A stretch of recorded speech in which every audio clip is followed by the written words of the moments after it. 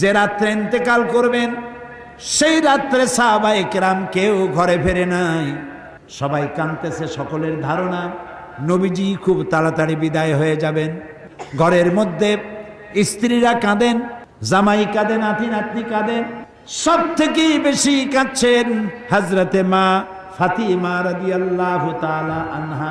রাসূলুল্লাহর হুশ এলো, হযরত ফাতেমার কান্না দেখে কাছে ইশারা করে ডাকলেন, কানে কানে কি যেন বললেন।